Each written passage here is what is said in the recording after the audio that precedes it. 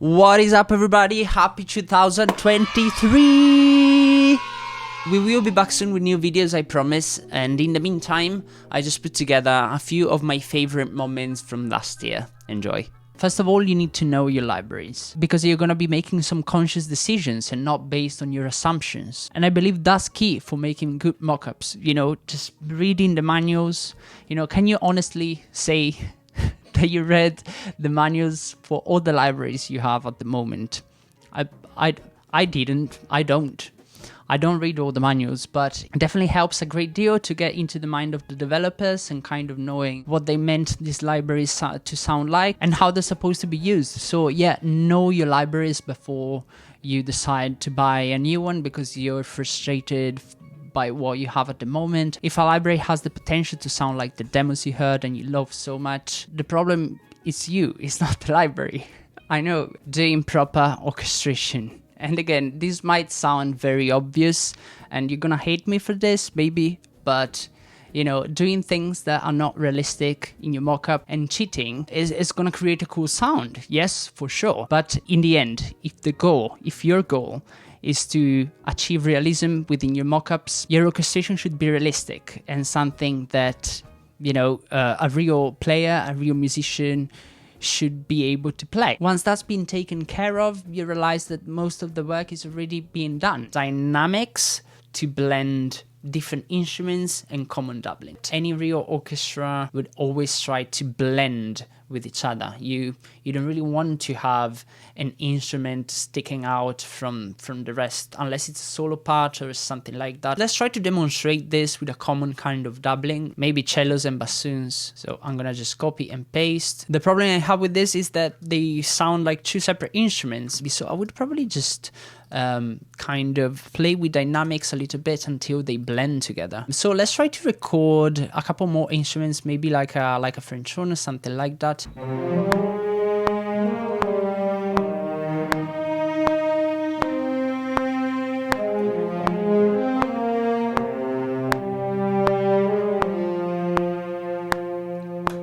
As I was playing this, I was intentionally kind of holding back a little bit and try to blend, you know, with the other two instruments. We still have a lot more of the cellos, but that's just the nature of it, you know, because these are very different instruments, you know, they're designed in a different way. But if I were to mute the cellos, in theory, these instruments would still work together.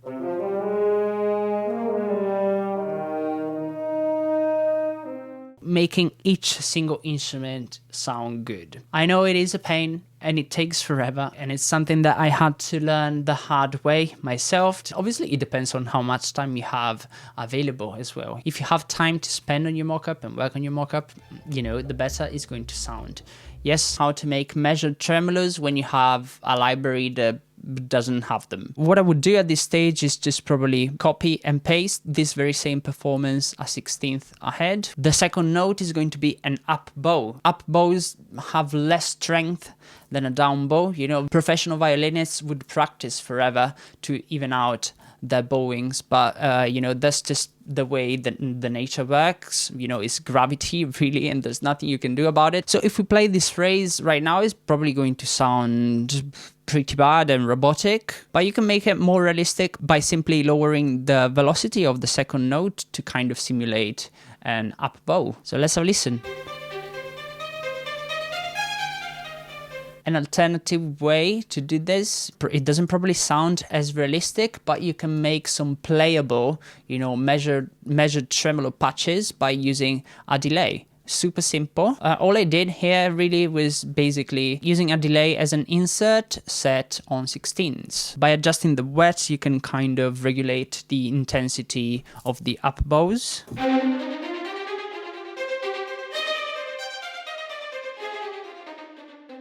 Today we're going to be having a look at some chords and how to voice them for the orchestra.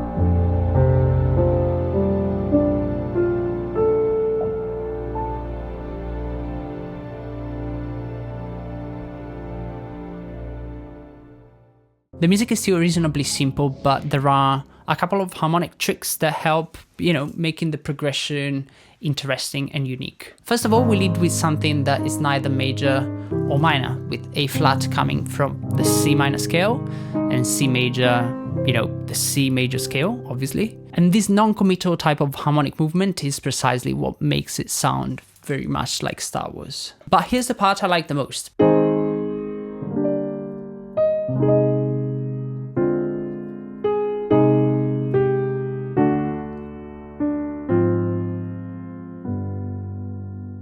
First of all, we have this D minor 7 flat 5, which is a somewhat unusual chord.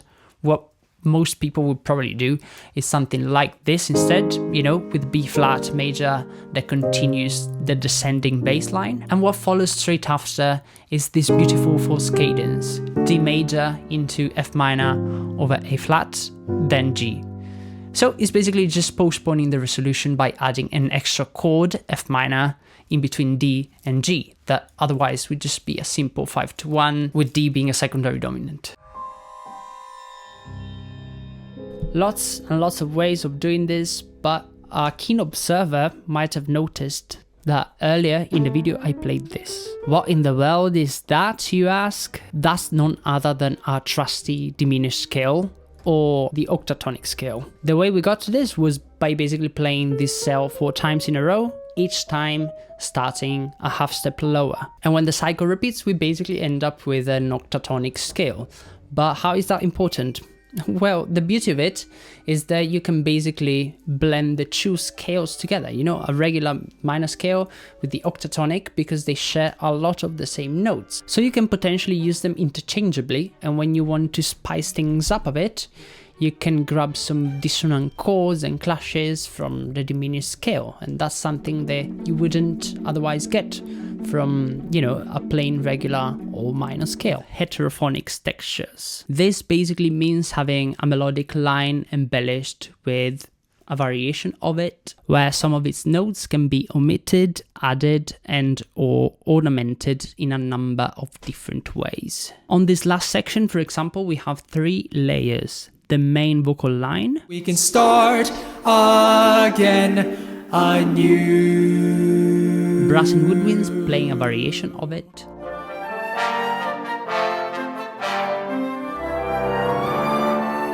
And strings with a more active part to build up momentum. And if you combine them, they sound like this. So we can start again anew. I do have harp carrying the little ostinato pattern. Oh yeah, I just have it quieter. At least that I got. I use your harp actually. Oh really? I think I did too. Because I was like, yeah, for sure it's gonna use that. Oh, are you talking about the Samantha Ballard harp that's available on ZachHeidi.com? Oh yeah, that's like for sure. I have his VST, so I'm like 50% of the way, Yeah. You know what's crazy? For all users, all people watching this video, there's a 20% discount. This client, they didn't necessarily like the music. They wanted me to try something that was entirely different, and I was like, "What the fuck am I gonna do now?" Yeah. I don't. But this is how I do it. Can we take like a step in a completely different direction? Sure. Okay. No. Okay. Yeah. What am I gonna do? Let's orchestrate this differently. Yeah, it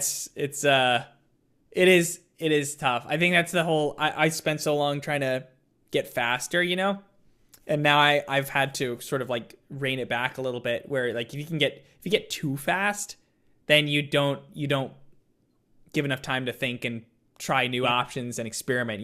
Max Faust, composer. I wanted to ask, you never seem to be stuck when you write. Oh boy, you don't know. How do you unstuck yourself if it ever happens? I mean, beyond the evergreen advice of taking a break and taking a walk, etc. Yeah, of course I do get stuck, like anybody else. I do actually struggle with writing music, and writing music is hard. It's hard for myself as well, believe it or not. I don't know if I have anything beyond the evergreen advice of taking a walk or taking a break. maybe, like, it depends on what you're working on. Like if you're working on a film score, or if you're working with a director, you can stop and ask for advice from them, you know, ask for feedback, and maybe talk about the movie or the story or the character a little bit more. And oftentimes you'll get your answers just from that, just by understanding the story a little bit better, which is probably your best option, because if you're not really sure on what you should be doing, your music is probably going to be rejected anyway. You know what I mean? But beside working with a director, which I understand may not be your case, you know, something as simple as taking a break or going for a walk. I know, but that often helps. I really like to use this with the consordino switch on.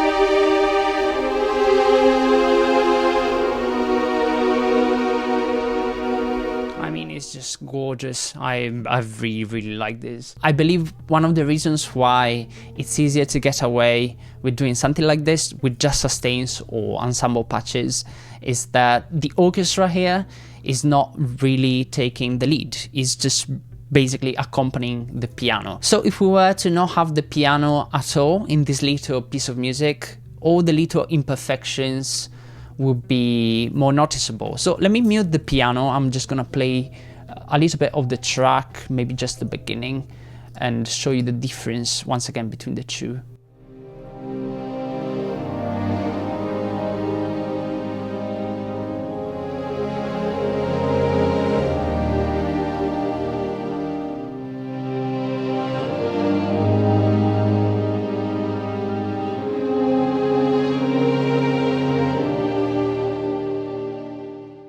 As I played this without the piano, you know, with the orchestra being more exposed, it's starting to become more evident that the second example is indeed using the sustains.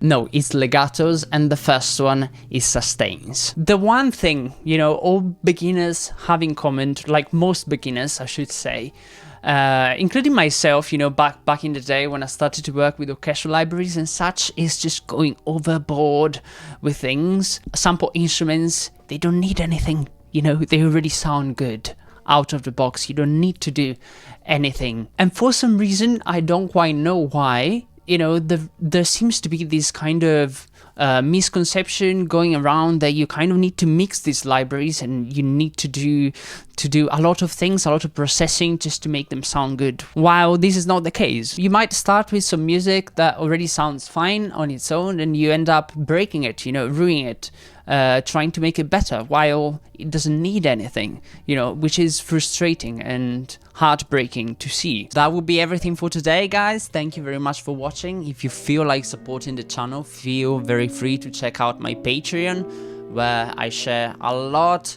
of extra educational resources such as the files and some of the scores for the projects you've seen throughout the video. Alternatively, or additionally, I made a course in collaboration with Master the Score, so you can check that out from the link in the description as well. Thank you very much for watching and see you on the next one. Bye.